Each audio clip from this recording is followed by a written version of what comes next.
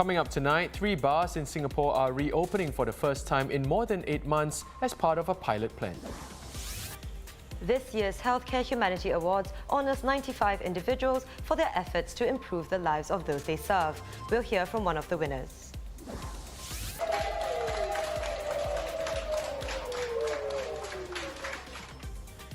Cheers all around after a 90-year-old grandma became the first person in the world to be given Pfizer's COVID-19 vaccine.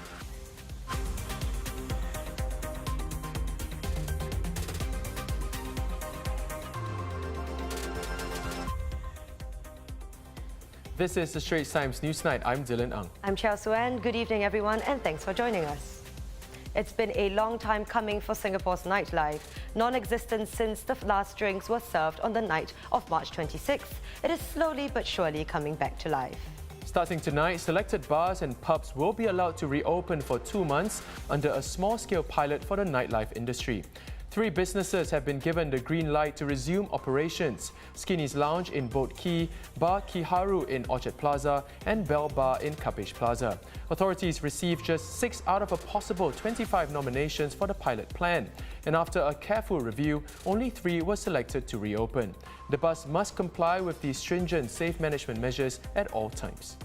This was the scene at Skinny's Lounge at 11:30 p.m. back on March 26th. Getting ready to shut its doors as the coronavirus outbreak escalated, forcing night spots to close. More than 8 months on, here's Skinny's latest Instagram post. It is opening its doors at 4 p.m. tomorrow. The post said, "Meet week plans, first come, first served, limited capacity." Suan, you must be pretty excited to head out soon then. I'm mostly excited that we seem to slowly be returning to normal, but honestly for me, I don't think I'll be in a rush to head down just yet. 10:30 restrictions seem a little troublesome for me.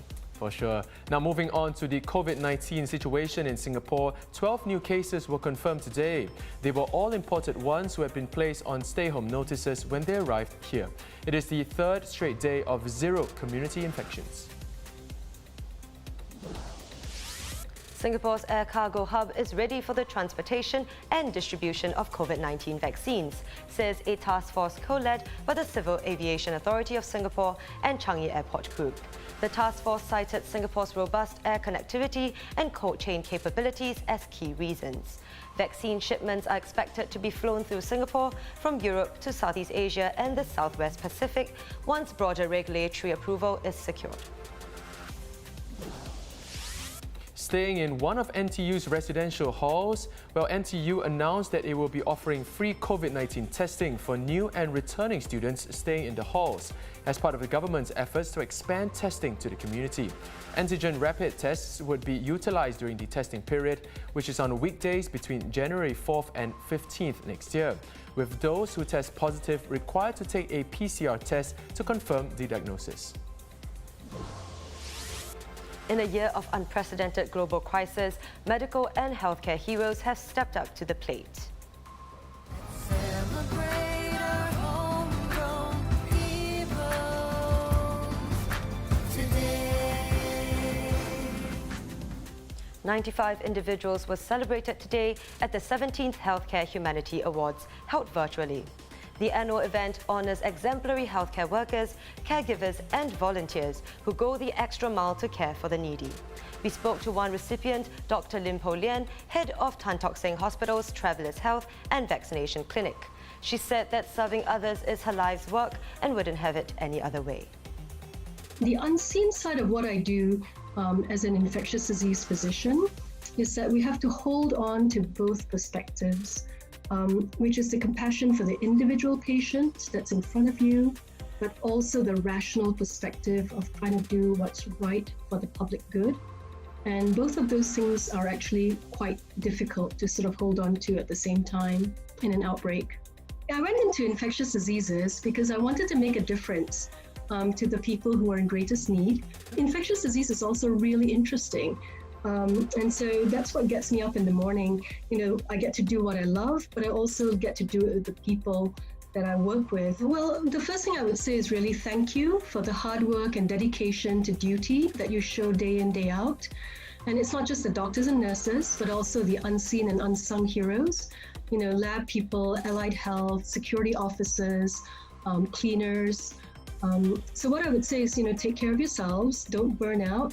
And even when things are hard, you matter to someone, and someone out there appreciates you. Results from the first ever local study on the impact of divorce paints a gloomy picture. The Ministry of Social and Family Development's report showed that children from divorced families face long-term divorce penalties in adulthood. The MSF said that they were less likely to obtain a university degree, earn less, had lower CPF balances, were less likely to marry, were themselves more likely to divorce among those who were married. The study was done with more than 100,000 Singapore citizens, of whom about 9,000 experienced parental divorce before the age of 21. Using screenshots of previous transactions to cancelling online payments, local hawkers told ST about some ways cashless payment methods have left them vulnerable to getting scammed by dishonest customers. Some 15 hawkers interviewed by the Straits Times said that these bad experiences and losses have left them reluctant to continue with cashless payment systems. Hawkers told ST that one of the key methods that scammers used was keeping screenshots of genuine transactions on hand. They would then return to the store another day, order the same item and flash the screenshot of this past transaction quickly as proof of payment. Generous cash incentives had actually led many hawkers onto digitalization. Close to half of all 18,000 hawker stores in Singapore now let customers pay via major banking apps and e-wallets.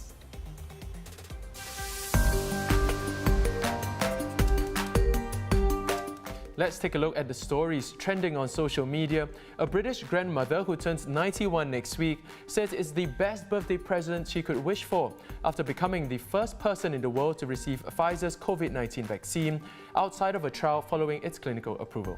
It comes as the UK started rolling out the vaccine today, making it the first Western country to start vaccinating its general population against the coronavirus. It should take several weeks to get the first group of health workers, caregivers and over 80s vaccinated. Say goodbye to the iconic IKEA catalogue. The Swedish furniture giant is turning the page on printing its annual catalogue, ending a 7-decade tradition that began in 1951. IKEA said the physical catalogue had suffered from waning interest as shoppers moved online. At its peak, more than 200 million copies were distributed to households and stores in more than 50 markets. IKEA Singapore says its 2021 edition is still available in its 2 stores here, but only while stocks last. The times they are a-changing and don't think twice it's alright are just some titles you might recognize from American singer-songwriter Bob Dylan, who has sold the rights to his entire song catalogue to Universal Music. In one of the biggest acquisitions in music history, the company will now own all 600 tracks from a career spanning 6 decades for an estimated $300 million, set to go directly to Dylan himself. Universal Music said it was with enormous pride that they welcomed the singer to the family, calling the songs brilliant and moving, as well as timeless. It's time to dust off the boom boxes and fine-tune your one-handed air flares. Breakdancing is set to make its Olympics debut at Paris 2024.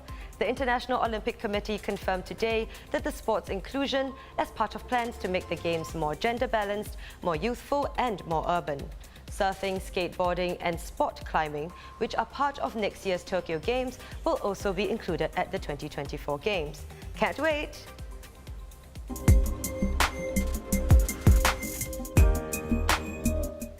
In case you missed it, you might have heard of Clementi Forest after pictures taken by nature enthusiast Bryce Lee went viral.